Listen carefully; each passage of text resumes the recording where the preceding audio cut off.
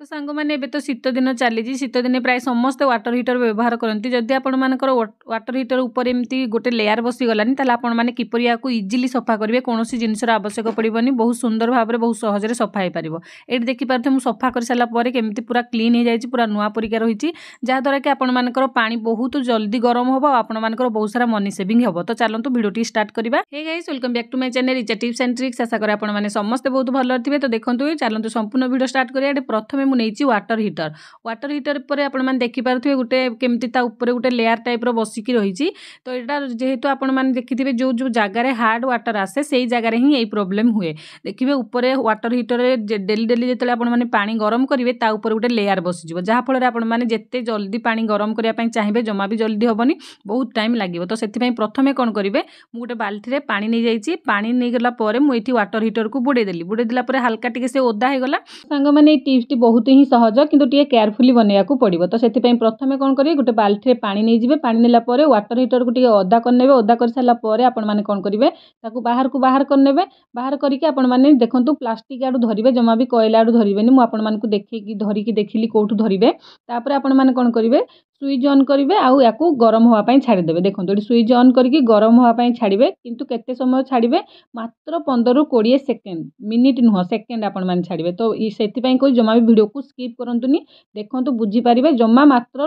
15 ରୁ 20 सेकेंड गरम करेंगे गरम कर सारिकी पानी डुबेदेवे डुबेदेला कौन हम कि जो आमर जो ऊपर लेयरटा थी से गरम होगी फाटिज पानी बुड़ेला ठंडा हो गला ऑटोमेटिक से झड़ीज तो यहीपरी भाव में आपण मैंने 4-5 थर करेंगे ये देखो मुझे कौन कली प्रथम ये देखो पानी बुड़ीगला केते गुड़े झाड़ी माने झड़ीकी तले पड़गलानी ये देखो ऊपर को बाहर करने बाहर करके प्लास्टिक आड़ धरवे आ 15-20 सेकेंड गरम करेंगे 15-20 सेकेंड आउ थर भी कही रखुच्छी 15-20 सेकेंड ही गरम करेंगे अधिका समय जमा भी गरम करेंगे गरम कर सारापर आपने स्विच को ऑफ करेंगे स्विच को ऑफ करके पुणी थे पानी बुड़े ने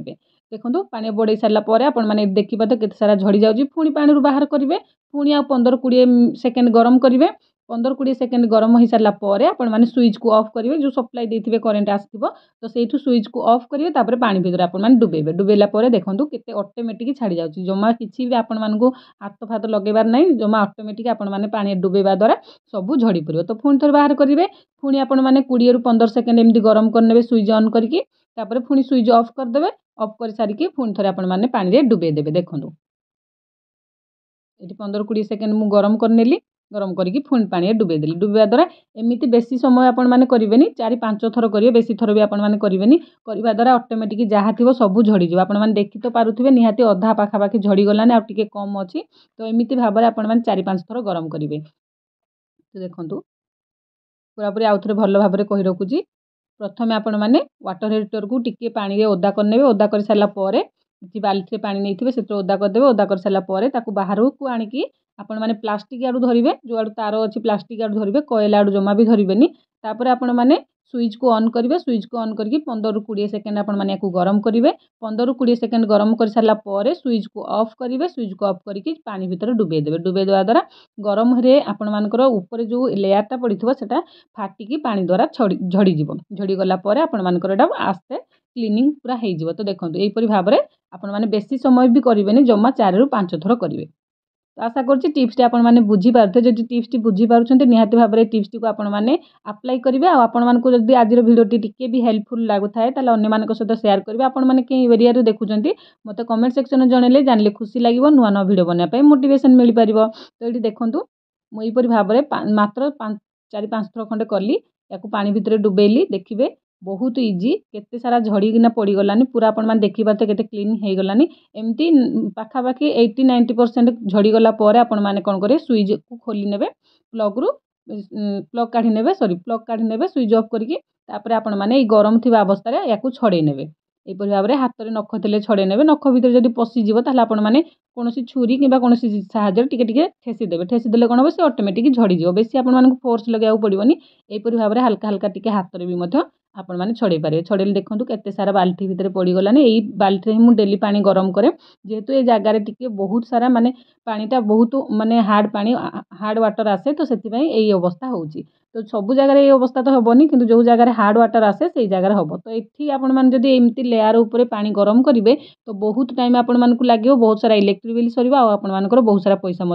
ସରିବ। ତ ସେଥିପାଇଁ ମଝିରେ ମଝିରେ ଆପଣମାନେ କ'ଣ କରିବେ, ଏମିତି କରିବା ଦ୍ୱାରା ଆପଣମାନଙ୍କର କଏଲ୍ ଗୁଡ଼ାକ ଭଲ ଭାବରେ ସଫା ରହିବ। ସଫା ରହିଲେ ବହୁତ ଶୀଘ୍ର ଆପଣମାନଙ୍କର ପାଣି ଗରମ ହେବ ଆଉ ଇଲେକ୍ଟ୍ରିକ୍ ବିଲ୍ ବି ବହୁତ କମ୍ ଖର୍ଚ୍ଚ ହେବ। ତ ଏଠି ଦେଖନ୍ତୁ ମୁଁ ହାଲକା ହାଲକା ଟିକେ ଛଡ଼େଇ ନେଲି ଯାହା ଛାଡ଼ିଲା। ଯଦି ଆପଣମାନେ ହାତରେ ଛଡ଼େଇବାକୁ ନ ଚାହିଁବେ ତାହେଲେ କ'ଣ କରିବେ, ଏବେ ମୁଁ ଆପଣମାନଙ୍କୁ କହୁଛି ଛୁରୀ ନେଇଯିବେ। ଛୁରୀ ସାହାଯ୍ୟରେ ଆପଣମାନେ ଏମିତି ଠେସି ଦେବେ ଖାଲି ଟିକେ ଟିକେ। ଦେଖନ୍ତୁ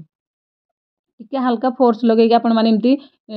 ଲଗେଇଦେଲେ ଯେହେତୁ ଏଇଟା ଗରମ ଅଛି ଫୁଲିକି ଅଛି ତ ଇଜିଲି ଆପଣମାନଙ୍କର